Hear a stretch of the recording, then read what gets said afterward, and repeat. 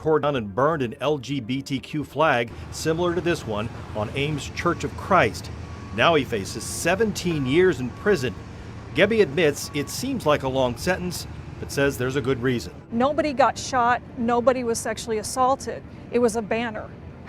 Some poor bastard just got 16 years in prison for burning a rainbow flag. You've never seen a libtard get 16 years in prison for burning an American flag. Isn't America a nationality? And this just tells us that our country is completely gone, and everything in it is flipped upside down, completely destitute, devoid, full of darkness. I mean, this is basically the church of the Antichrist, led by a photophobe, someone that's afraid of the light.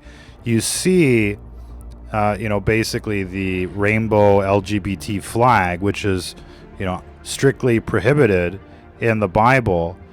These people are preaching, the antithesis of what's in the Bible, and they're just trying to turn everyone that comes in there into some kind of apostate that will turn their back on the word. This is a very dangerous institution.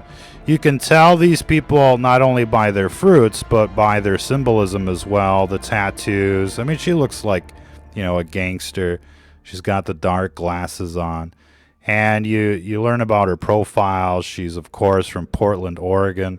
She left her church, probably thrown out for at least 10 years, came back with a vengeance, and now is decided to corrupt the masses the best that she can. And now another victim has bit the dust. 16 years for burning the rainbow flag, ladies and gentlemen.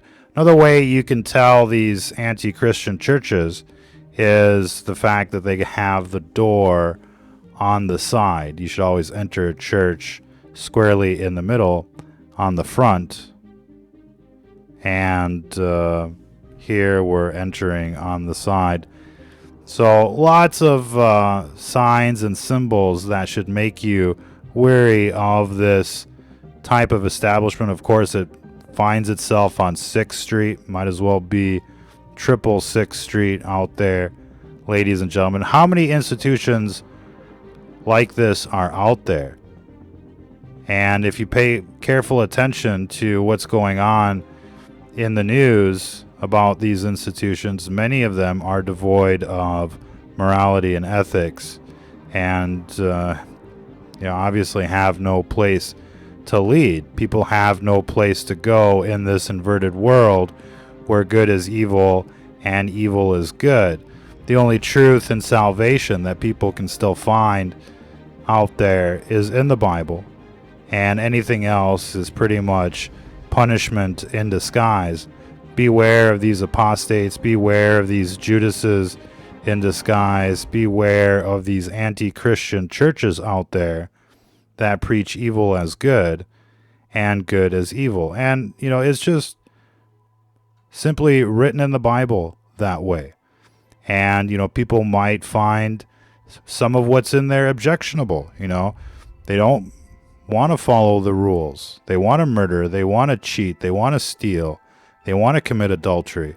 They want to, sodomize, whatever.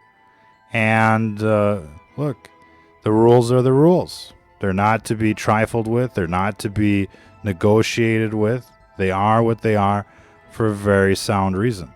And people just, can't understand that for some reason. And this is why you're getting the death towers. This is why, you're getting the eugenics programs. This is why it's starting to look like hell on earth. And of course, the best that we can come up with for leadership these days is what we see on the television. It's a completely destitute country. We've lost our way.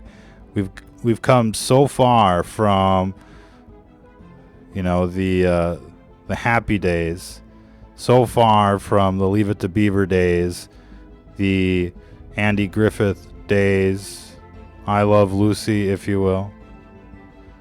But if you pay attention, the television is 24/7 product placement for the dark side.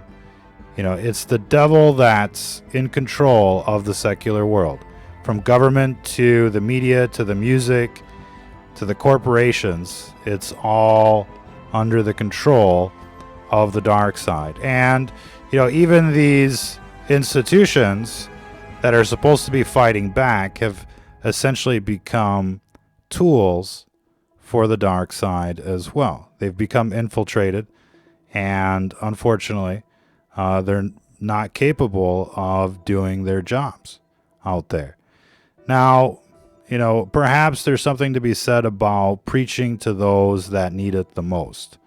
And undoubtedly, the liberal crowd needs it the most. And, somebody needs to preach to them. Somebody needs to bring them through the door.